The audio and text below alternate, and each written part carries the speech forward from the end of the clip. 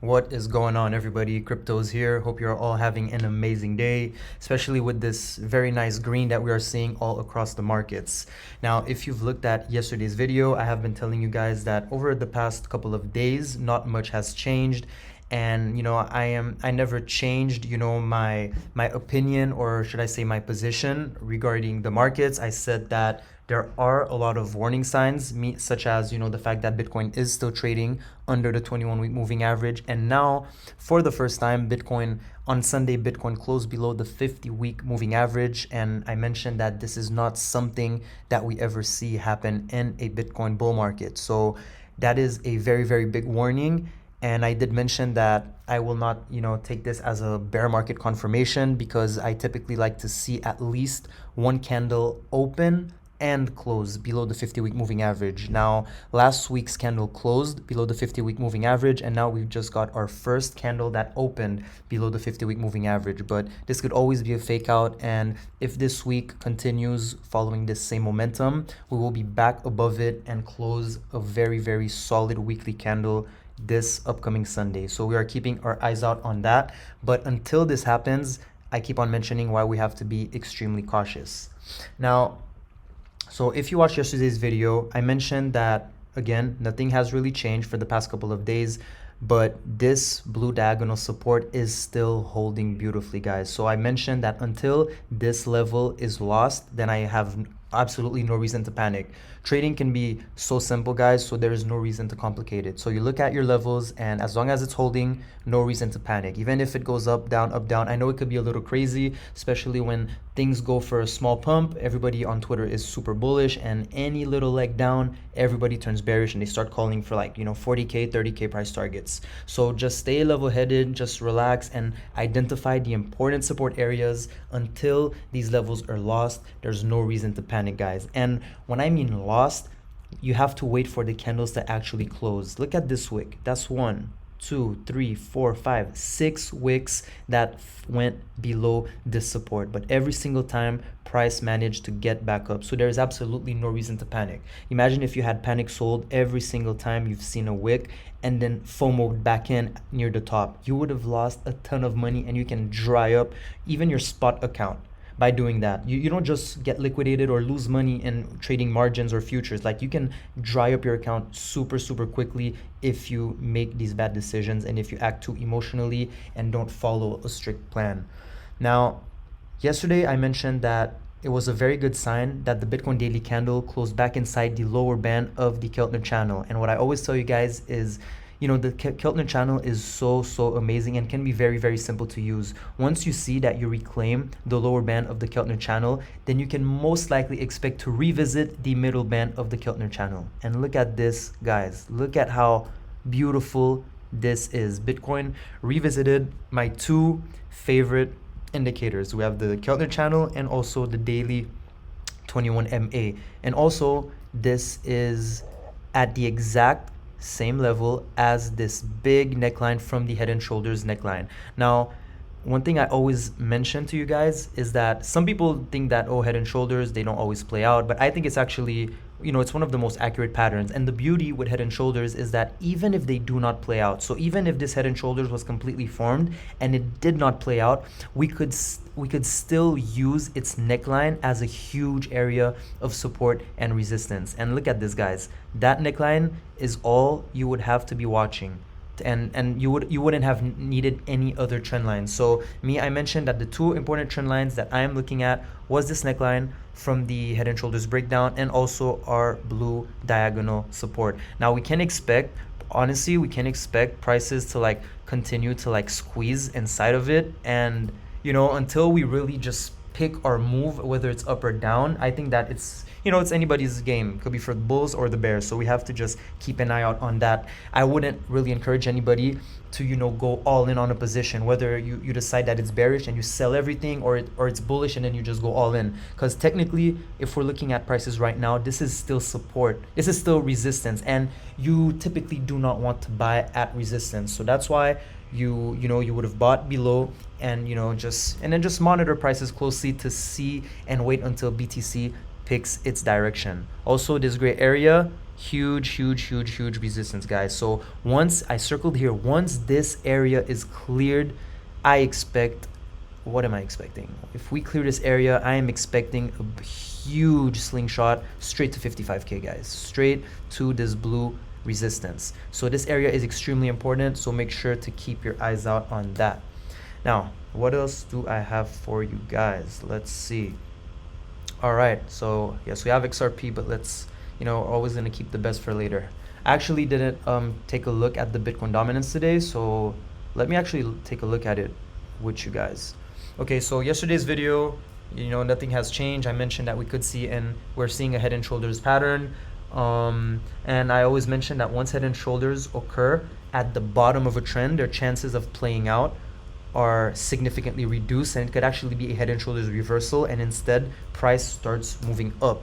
However, it's still a head and shoulders pattern, and until we see it get rejected, or should I say invalidated, then we can still assume for it to play out as a head and shoulders should. And as always, guys, this is the bull market area below this red 40% level. This level has been crazy, and it just feels like forever. Like, it feels like prices will never want to, it feels like the Bitcoin dominance will never want to fall below. But guys, eventually Bitcoin will pick its next move. I think as long as we hold below this 41 to 42% level, then we can assume that the Bitcoin dominance will continue to decrease and fall below the 40% level. I will go full bull if we fall below the 40% level.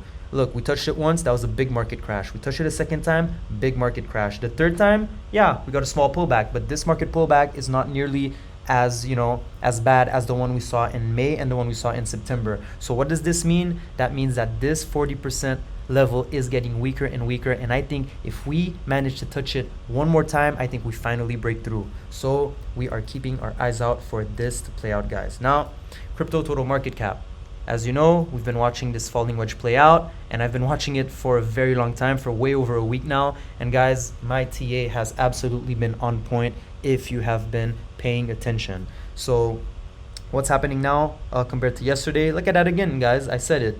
You retouch the lower band of the KC channel, you can expect to revisit the middle band. Same thing, if we manage to close the daily above the middle band and the daily 21 MA, then next we can expect something like that. We revisit the top band of the Keltner channel. So this, we have two gray support and resistance areas. We had fallen below this one, and now we are actually back above it, and we have 2 hours and 50 minutes until the daily candle closes, guys. So as you can see, this is how I drew those lines right there, and they are extremely significant. So if we, looks like the total market cap is going to close above this this support, above this resistance, and flip it into support. And now we also have the daily 8 EMA and the 21 moving average. So I think we're just going to, kind of squeeze in between those here, and then we'll see a big move. Hopefully it is to the upside. Now let's dive into some altcoins. So I have 3 for you guys today.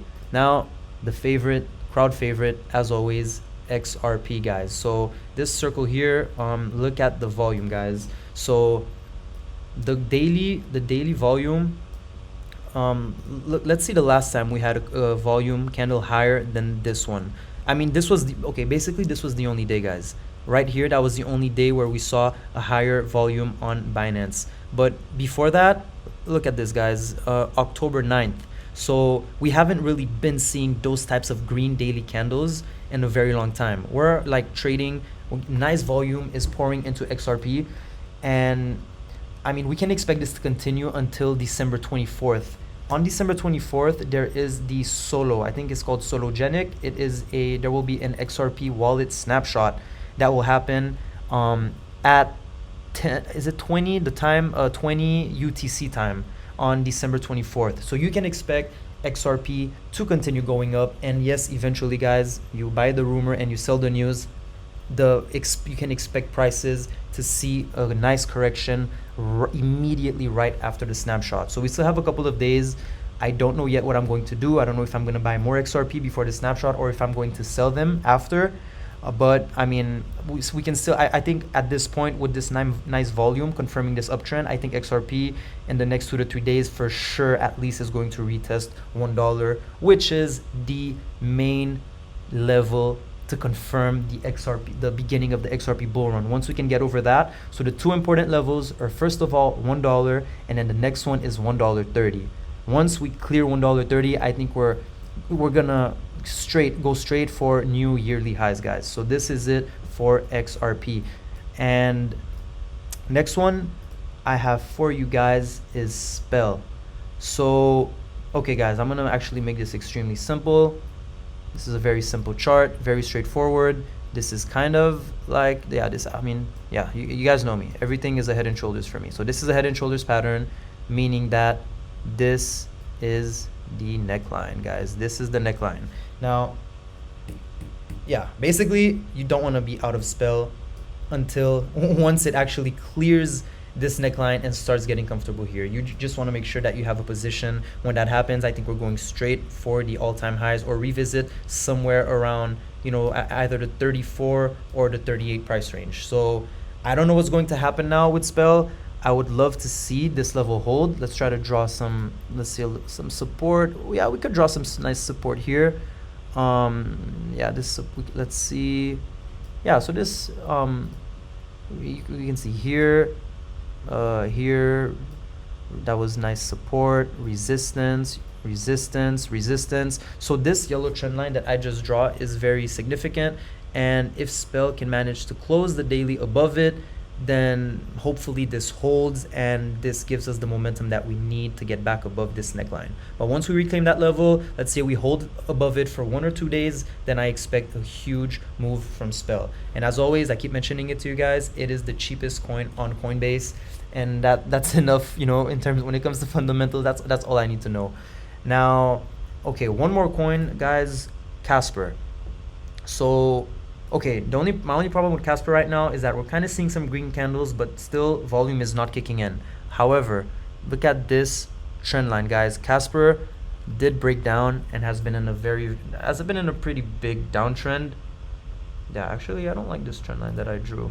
You know, I was just trying to really play it safe, but normally I like to draw my trend lines also, like I use candle bodies. I think it's more significant.